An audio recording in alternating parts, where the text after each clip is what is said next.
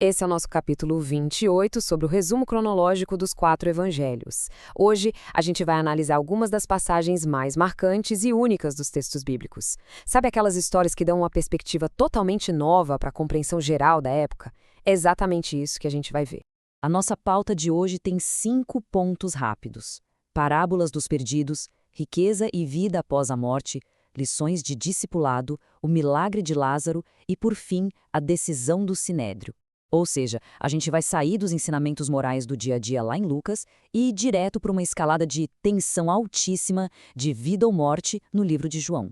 Olha só, antes de avançar, a gente precisa deixar uma coisa bem clara. Existe uma diferença gigante entre as passagens que contam a mesma história em vários livros, tipo a famosa multiplicação dos pães, e aquelas partes que são totalmente exclusivas de um único autor. As histórias que a gente vai analisar hoje, como as parábolas específicas de Lucas e a ressurreição de Lázaro em João, são relatos absolutamente únicos. É como se fossem peças exclusivas de um quebra-cabeça que simplesmente não aparecem em nenhum outro lugar da narrativa histórica.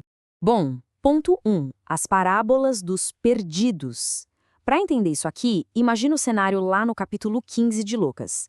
Jesus está sofrendo duras críticas dos fariseus e dos mestres da lei. E por que tanto incômodo? Simplesmente porque ele recebia e comia junto com cobradores de impostos e pessoas que a sociedade da época carimbava como pecadoras. A resposta a essas críticas severas vem na forma de 3 histórias exclusivas. E aqui acontece uma escalada muito interessante, tanto nos números quanto na emoção. A gente começa perdendo uma ovelha no meio de 100, depois uma moeda em 10. E aí o clímax, um filho perdido entre apenas 2. Dá para notar que o valor do que se perde e o peso emocional da busca aumentam vertiginosamente a cada relato, né? Tudo isso culmina na celebração máxima do pai que sai correndo para abraçar o filho que finalmente voltou para casa. Mas o grande ponto-chave dessa narrativa toda está na reação da família a essa festa de reencontro. O texto conta que o irmão mais velho ficou cheio de raiva, super ressentido, e se recusou a entrar na comemoração. E essa atitude indignada é, na verdade, um espelho perfeito da postura crítica dos próprios fariseus. Eles ficavam revoltados porque Jesus estava ali, celebrando abertamente o resgate daquelas pessoas consideradas indignas e marginalizadas. O que nos leva ao nosso segundo ponto, riqueza e vida após a morte. Passando para o capítulo 16 de Lucas, o assunto muda de encontrar o que estava perdido para um ensinamento bem rigoroso sobre como usar o dinheiro e as duras consequências da riqueza extrema. Tem uma frase incisiva e definitiva aqui: vocês não podem servir a Deus e ao dinheiro. E uma declaração tão direta provocou uma reação instantânea. As fontes relatam que os fariseus, que eram conhecidos por amar o dinheiro, ouviram esse aviso e começaram a zombar publicamente de Jesus na mesma hora. E essa zombaria toda acaba puxando outra história exclusiva e muito fascinante, a do homem rico e de Lázaro, o mendigo. Aqui a gente vê uma inversão de papéis brutal na vida após a morte. O homem rico, que tinha luxo todos os dias, vai pro tormento. Já o mendigo Lázaro, que vivia coberto de feridas, encontra consolo. O detalhe mais impactante é quando o rico implora para que Lázaro volte para dar um aviso milagroso para os seus irmãos. A resposta de Abraão é categórica. Se eles não escutam os textos que já estão escritos, não seria uma ressurreição que iria convencer. Seguindo em frente, ponto 3, lições de discipulado. Lá no capítulo 17 de Lucas, a gente encontra uma sequência bem rápida de instruções morais essenciais. É como se fosse um manual prático e focado no relacionamento diário e na conduta interna dos apóstolos. Dando uma olhada de perto nessas lições exclusivas, a gente vê que elas cobrem desde a responsabilidade de não fazer os outros tropeçarem, até a extrema necessidade de perdoar alguém que erra e se arrepende, mesmo que a pessoa faça isso 7 vezes no mesmo dia. Para dar conta de uma convivência tão difícil, a lição central é que uma fé minúscula, do tamanho de uma sementinha de mostarda, já é mais do que suficiente para realizar coisas que parecem completamente impossíveis na prática.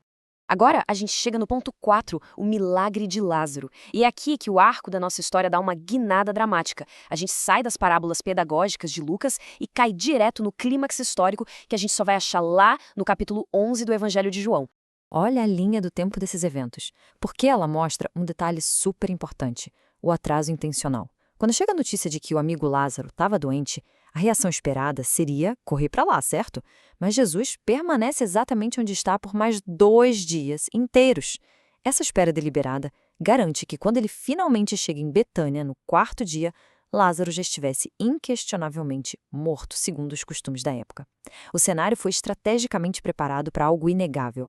Diante daquela tragédia, do luto intenso de Marta e da falta de esperança, acontece uma afirmação teológica monumental.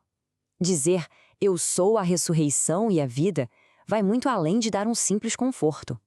Essa frase forma, literalmente, o coração espiritual de toda essa narrativa exclusiva de João.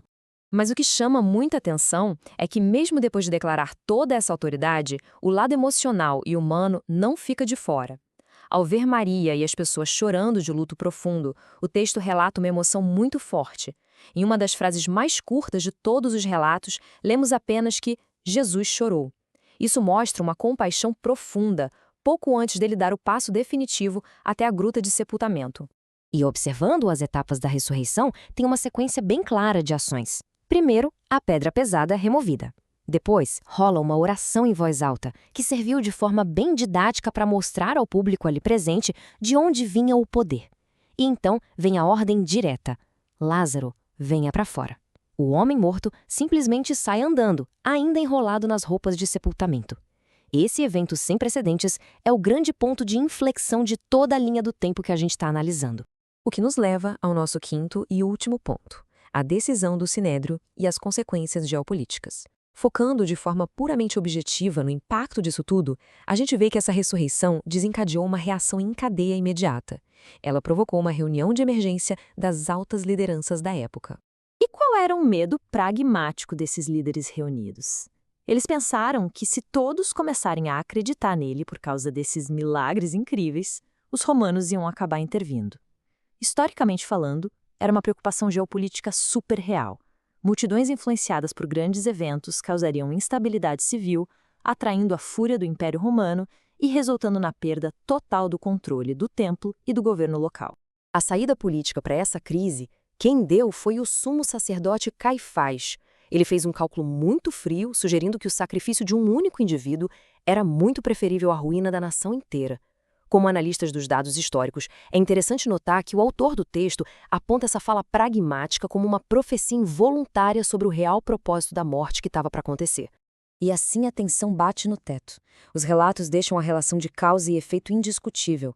Aquilo que é descrito como o maior milagre público de Jesus foi exatamente o que fez o conselho decidir, de uma vez por todas, planejar a execução dele.